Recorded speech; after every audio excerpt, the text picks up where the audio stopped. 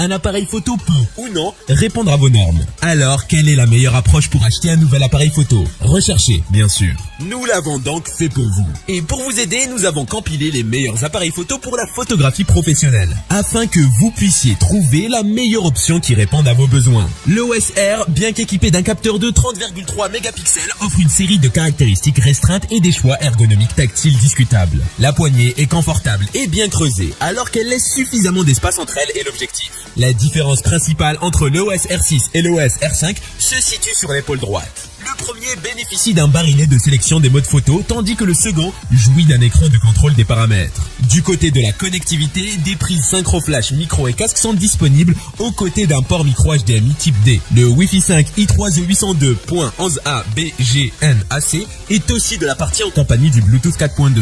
La prise USB-C permet-elle la recharge de la batterie? 2. Sony A7S III. L'Alpha 7S fait un boulot d'excellente qualité. Il conviendra aux experts aisés comme aux pros de la photo ou de la vidéo. On apprécie son ergonomie très réussie, un viseur d'excellente qualité, un autofocus affûté comme une lame de rasoir, ainsi qu'une connectique très fournie. Cerise sur le boîtier, l'Alpha 7S III bénéficie d'une interface entièrement repensée et pilotable au doigt. Les points forts de l'Alpha 7S sont la qualité photo et vidéo, la réactivité de l'autofocus, la qualité du viseur électronique, l'écran articulé et son système de menu enfin dépoussiéré. Le seul point négatif est la carte CF Express qui paraît peu courante. 3. Panasonic Lumix S1R. Premier hybride à capteur 24x36 de Panasonic, le Lumix S1R frappe fort avec un quasi sans faute. À son avantage, haute définition et mode multishot à 187 mégapixels. Autofocus rapide et mode de détection des yeux. Viseur électronique très haute définition, stabilisation de très haut vol, nombreux raccourcis, très nombreux modes de prise de vue. LCD orientable et tactile, boîtier protégé contre les intempéries, mode vidéo Ultra HD 60p.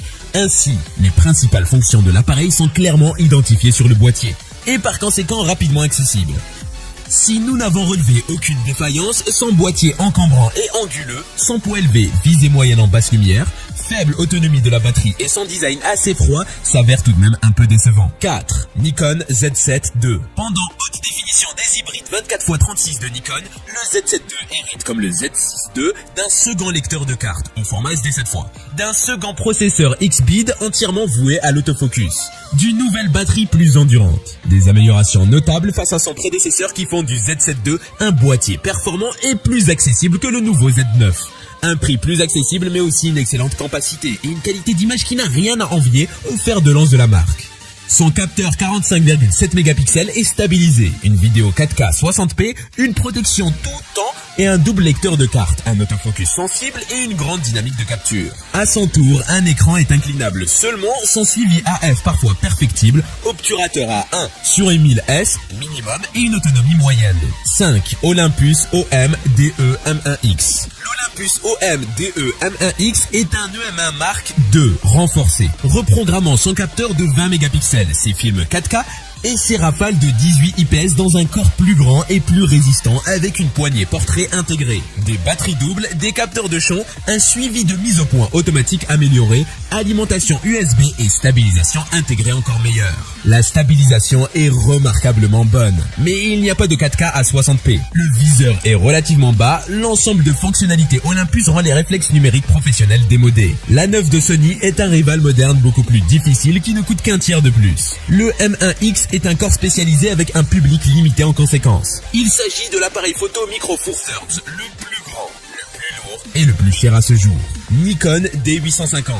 Le réflexe plein format Nikon D850 est une excellente mise à jour de son illustre prédécesseur, le D810. Un appareil pour professionnels offrant des performances de très haut niveau en toutes circonstances et qui gagne un certain nombre de fonctionnalités jusqu'alors manquantes. Il offre une excellente qualité d'image, niveau de bruit acceptable jusqu'à 12800 ISO, grande possibilité de recadrage, excellente balance des blancs automatique, très bon autofocus, rafale à 7 VPS voire 9, focus picking et sticking enfin disponible. 4K 30p sans recadrage, écran tactile et orientable, boîtier tropicalisé, bonne prise en main, ergonomie améliorée, très bon viseur optique, autonomie convenable. Or, il a un capteur non stabilisé, pas de flash intégré, menu un peu confus, Wi-Fi limité, pas de GPS, toujours pas de port USB-C, pas de format 16/9 et un micro intégré moyen. 7. Leica M10R. L'appareil photo numérique Leica M10R fait suite à la série des M10 et particulièrement du M10 monochrome. Il apporte principalement un nouveau capteur de 40 mégapixels comme nouveauté et conserve évidemment la visée télémétrique. Le M10R est annoncé avec un bruit de déclenchement réduit. La sensibilité atteindra les 50 000 ISO. Parmi les autres caractéristiques, on peut noter une mémoire tampon capable d'encaisser une quarantaine d'images en rafale. Rafale qui atteint les 5 IPS dans le mode le plus rapide. La vitesse maximale est disponible pour l'obturation atteint. Elle est 1/1400S. Le Wi-Fi est aussi disponible pour connecter l'appareil à l'application mobile Leica Photo. À son prix, nous regrettons toujours l'absence de certaines fonctionnalités technologiques, mais c'est ainsi que fonctionne Leica depuis toujours. 8. Sony A7R IV. Le Sony A7R IV est l'appareil photo sans miroir plein format haute résolution de 4e génération de Sony. Construit autour d'un capteur BSI CMOS qui produit des images de 60,2 MP. Par rapport aux générations précédentes, il promet une qualité de construction plus robuste, des contrôles raffinés, la dernière implémentation de mise au point automatique de l'entreprise et plus encore. Malgré sa haute résolution, il peut filmer jusqu'à 10 images par seconde avec une mise au point automatique complète et filmer des vidéos 4K, soit sur toute la largeur de son capteur, soit à partir d'un recadrage APS-C Super 35. Il bénéficie également d'un mode haute résolution à 16 prises de vue qui peut être utilisé pour générer des images 240 mégapixels de scène statique. 9. Blackmagic Pocket Cinema Camera 6K Pro.